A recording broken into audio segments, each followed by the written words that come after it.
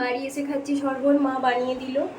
তো hello guys, good morning, welcome back to our channel, welcome back to our new blog. তো আবার একটা নতুন ব্লগে তোমাদের স্বাগত জানাই।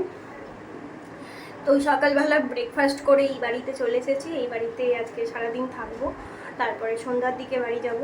তো চলো আজকে কি করি না করি সেটাও দেখতে পাবে তোমরা। চোখেতে কি পড়েছে এটা সাদা মতন, বুঝতে পারছি না, দেখি।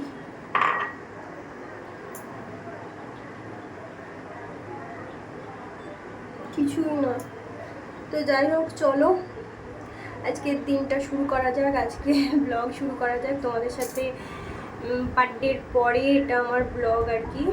তো বার্থডে 3-4 দিন পরে আজকে তোমাদের সাথে ব্লগ শেয়ার করতে চলে এসেছি। একটু রেস্ট নিচ্ছিলাম আর কি, শরীরটা একটু খারাপ ছিল।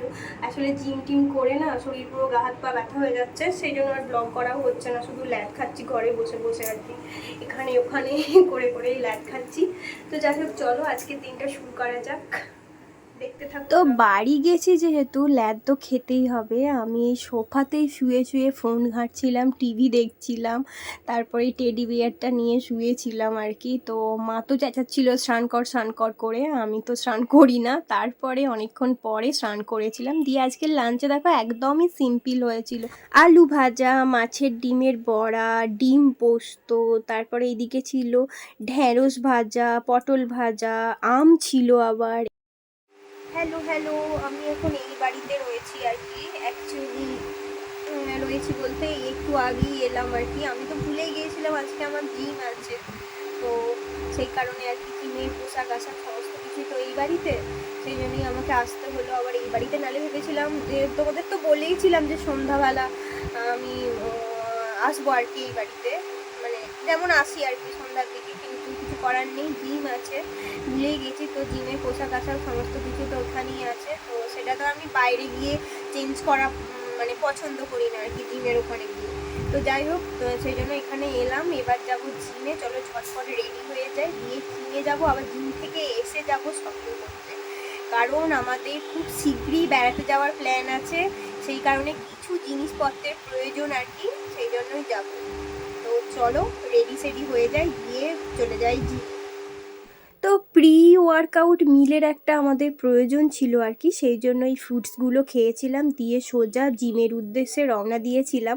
আর দেখো আকাশটা কতটা সুন্দর লাগছে। এখন কিন্তু খুব একটা সন্ধ্যা হয় না, কিন্তু মেঘ করে আছে বলে আকাশটা এত সুন্দর লাগছে। আর কালারটা দেখো, আমি কিন্তু কোনো এডিট করি না, just look at this, wow.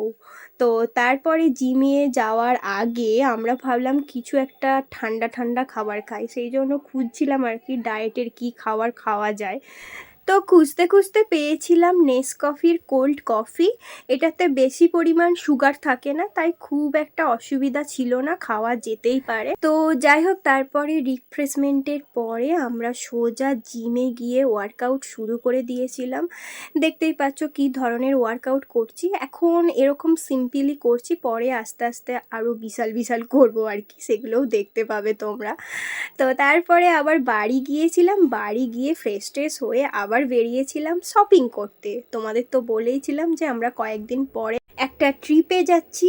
তো যেহেতু আমাদের সামনেই অ্যানিভার্সারি আছে, সেই উপলক্ষেই যাওয়া আর কি। প্রত্যেকটা অ্যানিভার্সারিতেই আমরা যাওয়ার চেষ্টা করি, সেই কারণে আমাদের কিছু জামা কাপড় জিনিসপত্রের আর কি দরকার ছিল। তাই বিভিন্ন মলগুলোতে একটু ঘুরে ঘাড়ে দেখছিলাম আর কি। অর্ঘ্য তো কোথাওই হচ্ছিল না, ও কয়েকটা টি শার্ট নেবে ভেবেছিল, কিন্তু হচ্ছিল না, কোথাওই পাওয়া যাচ্ছিল না। ওর পছন্দ হচ্ছে তো সাইজে হচ্ছে না, আবার সাইজে হচ্ছে ওর পছন্দ হচ্ছে না, এরকমই হচ্ছিল আর কি। আর ওর করতে গিয়ে মানে ওর শপিং করতে গিয়ে আমি কয়েকটা কিনে ফেলেছিলাম। তো এখান থেকে কি কি কিনলাম বা অন্যান্য জায়গা থেকে যেই সমস্ত জিনিসগুলো আমি কিনেছি, অর্ঘ্য কিনেছে, সেগুলো তোমাদের সাথে পরে একটা ব্লগ করে শেয়ার করবো আর কি, ফ্রেশ ব্লগে। এই ব্লগে আর শেয়ার করছি না। তো যাই হোক, আমরা ভি মার্ট, কলকাতা বাজার, স্টাইল বাজার, আরামবাগি যতগুলো মল আছে আর কি সবগুলোই ঘোরা হয়ে গেছে। ওখান থেকে কিছু কিছু জিনিস আমরা তুলে নিয়েছি, শুধু বিশালে যাই না।